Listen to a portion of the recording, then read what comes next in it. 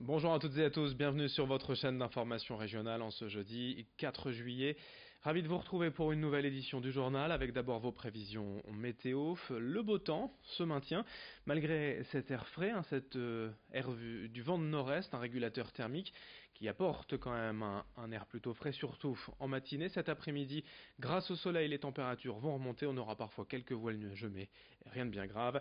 21 degrés cet après-midi à Boulogne, 22 à Dunkerque, 23 à Calais, 25 à Saint-Omer. Note également 27 degrés au Touquet et à Lille pour les maximales régionales. Les prévisions météo complètes aujourd'hui et pour les prochaines heures.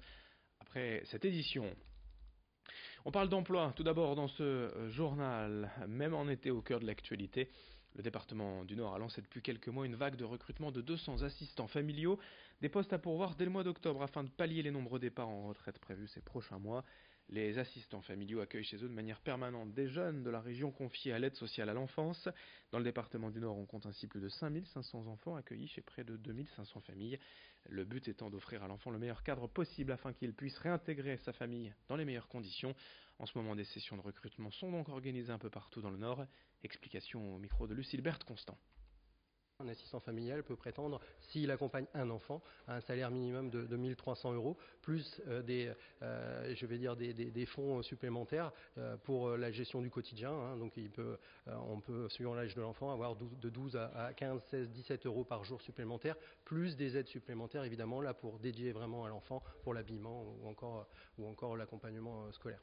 Si l'hébergement est suffisamment grand, des assistants familiaux qui ont donc des agréments pour 2 voire 3 enfants, puisque l'agrément est potentiellement, on peut le pousser jusqu'à 3 enfants. Donc le salaire n'est plus de 1300, mais dès qu'on a 2 enfants, c'est 2000, 2300 euros plus toutes les aides qui vont derrière. Et puis 3 enfants, ça peut amener 3000 euros, plus encore une fois toutes les aides. Donc oui, c'est un salaire relativement conséquent. On travaille à domicile. Évidemment, on pourrait toujours dire qu'on pourrait payer plus, mais nous sommes parmi les départements qui rémunèrent le mieux en fait cette fonction d'assistant familial.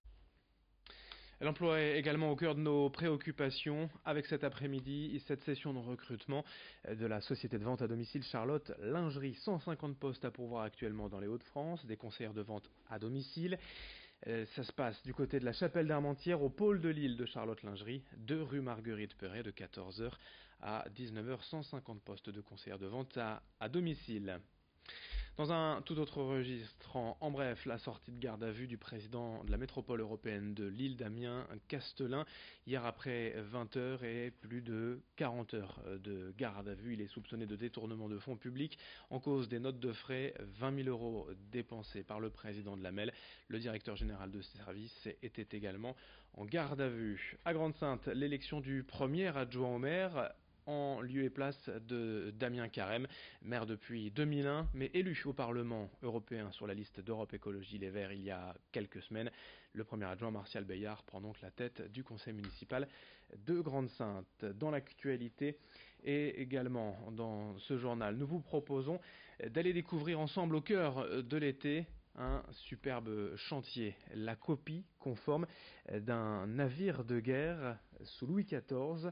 Le Jean Bart, bien évidemment, ça se passe à Gravelines. Sur ces images, la parfaite copie d'un navire du XVIIe siècle. Depuis 17 ans, des passionnés construisent pas à pas la réplique de ce vaisseau de guerre. Le Jean Bart est en construction, qui plus est dans un espace accessible, ouvert au public et accueille près de 10 000 visiteurs par an. Ce projet a d'abord nécessité une dizaine d'années de recherche dans les archives pour construire un navire le plus proche possible des navires d'époque. Explication au micro de Corentin Escaillé. C'est qu'au-delà de l'aspect économique, touristique d'un tel projet, dès le départ, la dimension emploi, insertion professionnelle, transmission de savoir-faire des deux métiers était très importante pour moi. Donc moi j'accueille ici, en partenariat avec le CFA de Cherbourg, qui est un des 2 ou 3 CFA en France qui forment encore des jeunes apprentis en BP de charpente marine traditionnelle. J'accueille 1 ou 2 apprentis ici, et également, selon ma trésorerie et puis la demande, des jeunes compagnons du Tour de France de Villeneuve d'Ascq, des compagnons du devoir qui vont venir ici passer leur tour de ville d'hiver ou tour de ville d'été. Donc on est également dans cette logique très humaine qui est accrochée à un projet comme ça. Et puis on ce jeudi 4 juillet, à la veille du Main Square Festival d'Arras, on continue de vous présenter les 3 vainqueurs du tremplin régional, les 3 groupes amateurs nordistes qui ouvriront chaque jour la Green Room. Après Bécard et les rappeurs en carton, voici donc All Trees, programmé dimanche après-midi et présenté avec ce sujet signé Margot Sey.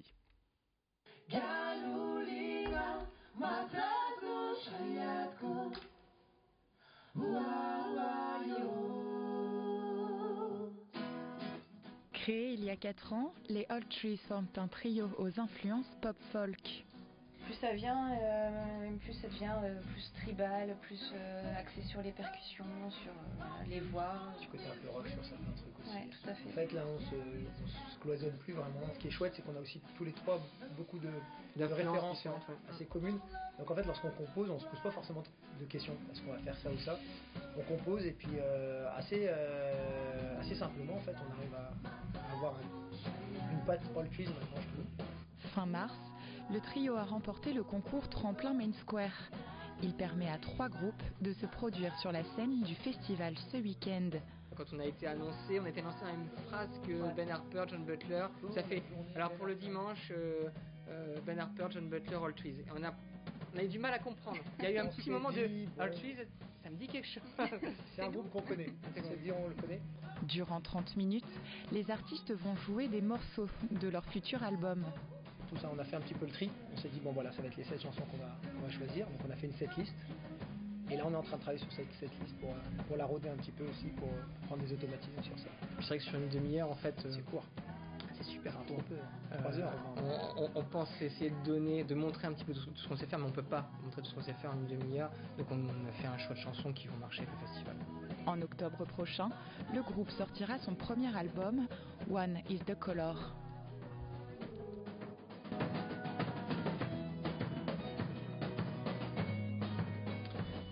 Et rendez-vous demain après-midi en direct pour suivre l'ouverture des portes, l'ouverture du Main Square Festival demain en direct sur notre antenne. Fin de ce journal, merci à vous de l'avoir suivi. Dans un instant, la suite, vos prévisions météo.